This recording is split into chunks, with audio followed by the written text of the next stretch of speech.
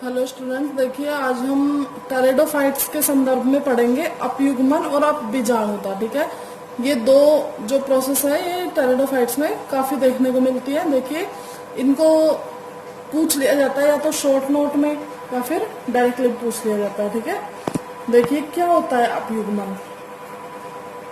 युग्मकोद्भिद पादप से बिना युग्मक निर्माण तथा बिना निषेचन के ही अगर बीजाणु उद्भिद पादप बन जाए।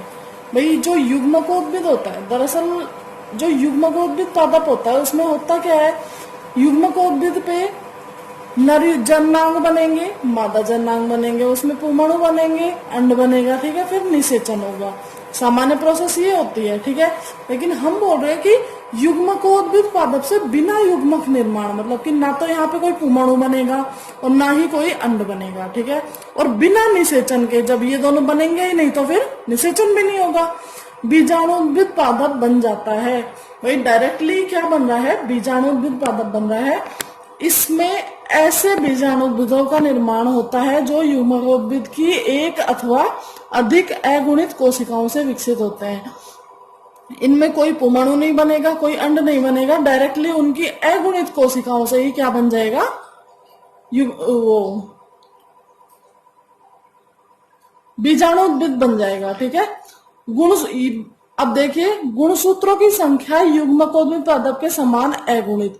भाई क्या होगा, सीधी सी बात है कि यहाँ पे हमें जो प्रोडक्ट प्राप्त होगा या फिर जो हमें मिल क्या रहा है, बीजाणुद्भिद मिल रहा है, वो मिलेगा, वो कितनी गुणिता का मिलेगा। ऑब्वियस सी बात है, जितनी गुणिता का भाई क्या है, युग्मकोद्भिद है, तो गुणसूत्रों की संख्या हमेशा जितना युग्मकोद्भिद में है उतनी ही रहेगी। ठीक है, यह प्राकृतिक एवं प्रेरित, भाई जो ये अपयुग्मन की जो प्रक्रिया है ये प्राकृतिक तौर पे भी देखी जाती है और ये प्रेरित भी की जा सकती है। ठीक है, यह फर्न में अधिकतर पाया जाता है। जो टेरिडोफाइट्स में फर्न्स होते हैं जो, उनमें ये मोस्टली देखने को मिलती है। ठीक है, ड्रायोप्टेरिस, एडिएंटम, एस्प्रेनियम, टेरिस आदि में प्राकृतिक रूप से अपयुग्मन मिलता है। देखिए, प्रेरित तो की जा ही सकती है, लेकिन जो ये उदाहरण हमने बताए हैं इनमें क्या है, ये प्राकृतिक रूप से भी पाई जाती है। अपयुग्मन के कारण देखिए, अब हम देखते हैं कि अपयुग्मन होता क्यों है। 1898 से अपयुग्मन के कारण जानने के लिए प्रयोग किए जा रहे हैं। बहुत सारे प्रयोग पुराने टाइम से ही किए जा रहे हैं। कुछ परिस्थितियों में जो कि अपयुग्मन के लिए प्रायोगिक रूप से आवश्यक पाई गई वो बताई जा रही है। ठीक है, कि इसके लिए क्या क्या आवश्यक है। प्रोथैलस की जीवन क्षमता कम, जो प्रोथैलस बनता है उसकी अगर जीवन क्षमता कम है तो उनमें अपयुग्मन की प्रोसेस देखी जा सकती है। उच्च ताप व प्रकाश की अधिकता, भाई ताप बहुत ज्यादा होता हो या फिर प्रकाश बहुत ज्यादा हो तो भी अपयुग्मन हो सकता है। प्रोथैलस की परिपक्वता, भाई प्रोथैलस अगर बहुत जल्दी परिपक्व हो जाए या बहुत लेट परिपक्व हो तो उसकी जो परिपक्वता होती है उस पर भी ये डिपेंड करता है। प्रतिकूल परिस्थितियों में लैंगिक अंग न बनने पर, कोई ऐसी परिस्थिति हो गई कि वहां पे वो लैंगिक जननांग बन नहीं पा रहे हैं, मान लो पुंधानी या स्त्रीधानी बन नहीं पा रही है, तो भी क्या हो सकता है, अपयुग्मन हो सकता है। ठीक है, आगे देखिए, प्राकृतिक रूप से अपयुग्मन के अध्ययन पर पाया जाता है कि सामान्यतः यह बीजाणु मात्र कोशिकाओं द्वारा होता है। भाई क्या होता है कि जो बीजाणु मात्र कोशिकाएं होती है उनमें नॉर्मल रूप से अपयुग्मन देखा जाता है। क्या होगा, उदाहरण स्वरूप फर्न में 16 बीजाणु मात्र कोशिकाएं होती है। जो फर्न प्लांट है उनमें क्या होती है, 16 बीजाणु मात्र कोशिकाएं होती है, स्पोर मदर सेल्स होती है। ठीक है, किंतु अपयुग्मित फर्न में इनकी संख्या 8 रह जाती है। भाई क्या हुआ, यहाँ पे 16 कोशिकाएं होनी चाहिए थी, 8 ही रह गई, तो मतलब इसमें क्या हुआ, जो 2 कोशिकाओं के गुणसूत्र वो एक जगह आ गए हैं। ठीक है, अब इनकी गुणिता क्या रहेगी, सेम ही रह जाएगी। अब यहाँ पे कोई भी हम अर्धसूत्री विभाजन भी नहीं कराएंगे और गुणिता भी क्या रह जाएगी, सेम रह जाएगी। देखना, किंतु अपयुग्मित फर्न में इनकी संख्या 8 रह जाती है। भाई सेल्स कितनी होनी चाहिए थी, 16, अब ये 2-2 मिक्स होके क्या हो गई है, 8 सेल्स हो गई है। ये बीजाणु द्विगुणित युग्मकोद्भिद बनाते हैं, जबकि युग्मकोद्भिद हमारे पास होता है अगुणित। लेकिन यहाँ पे 16 से 8 बनाई है हमने, तो 2-2 कोशिकाओं के गुणसूत्र एक जगह एकत्रित हो गए, तो यहाँ पे कैसी बन गई है, द्विगुणित युग्मकोद्भिद बन गया है। ठीक है,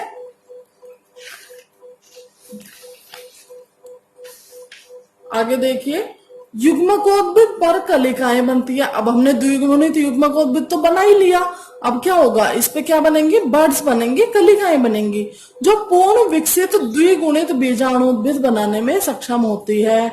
इस युग्मकोद्भिद पे जो ये कलिका बनी है, ये एक पूरा का पूरा विकसित बीजाणुद्भिद बना सकती है। ठीक है, इन युग्मकोद्भिदों में लैंगिक जननांग नहीं पाए जाते। देखिए, इसमें कहीं भी कहीं पौधानी या अंडधानी का मतलब स्त्रीधानी का निर्माण हुआ नहीं हुआ, लेकिन देखिए जननांग कौन होते हैं, पौधानी और स्त्रीधानी, यहाँ पे उनका निर्माण हुआ नहीं। ठीक है, तो बताया गया है कि इन युग्मकोद्भिदों में लैंगिक जनन अंग नहीं पाए जाते हैं। ठीक है, सिंपल सी बात है।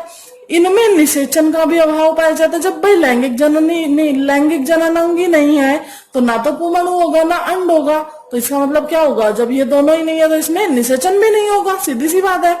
अधिकतर फर्न की जातियों में अपयुग्मन इसी प्रकार से विकसित होता है। जो मोस्टली फर्न है उनमें अपयुग्मन इसी तरीके से होता है। ठीक है, अगला जो टॉपिक है हमारा वो है अपबीजाणुता। देखिए, सामान्यतः युग्मकोद्भिद कैसा होता है, अगुणित बीजाणुओं से बनता है। सिंपल सी बात है, हमें पता है कि युग्मकोद्भिद क्या होता है, अगुणित होता है। ठीक है, अगुणित बीजाणुओं से बनता है, लेकिन बीजाणुद्भिद की द्विगुणित कोशिकाओं से युग्मकोद्भिद का विकास, अगर बीजाणुद्भिद की द्विगुणित कोशिका से अगर युग्मकोद्भिद का विकास हो जाए तो ये क्या कहलाएगा, अपबीजाणुता कहलाएगा। इसमें युग्मकोद्भिद सदैव द्विगुणित होते हैं। इसमें क्या होगा, युग्मकोद्भिद कैसे होते हैं, द्विगुणित होते हैं। ये हमने बताया था कि सामान्य अवस्था में होता है युग्मकोद्भिद अगुणित, लेकिन बीजाणुद्भिद की द्विगुणित कोशिका से बन रहा है, इसलिए यहाँ पे भी ये युग्मकोद्भिद कैसा हो जाएगा, द्विगुणित हो जाएगा। ठीक है, अब देखिए अपबीजाणुता के कारण। भाई बहुत सारे कारण हो सकते हैं इसके, जैसे कि यदि संवर्धन माध्यम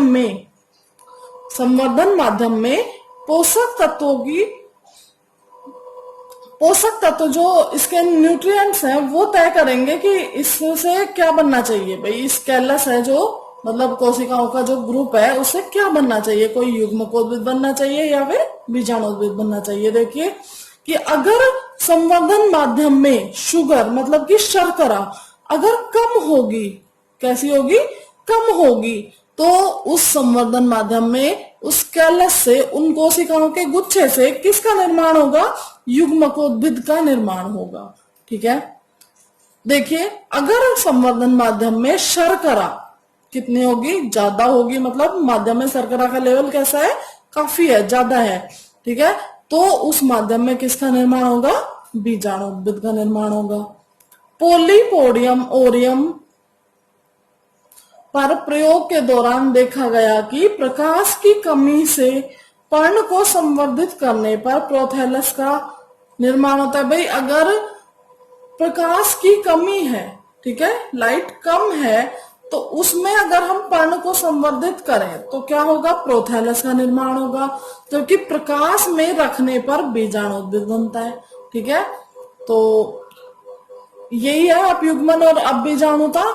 और इसी के साथ आप लोगों की मतलब शायद एक टॉपिक बचा होगा टेरिडोफाइट्स में, और ये यूनिट कंप्लीट हो जाती है। ठीक है, आगे अगला टॉपिक देखेंगे अगले वीडियो में। Thank you.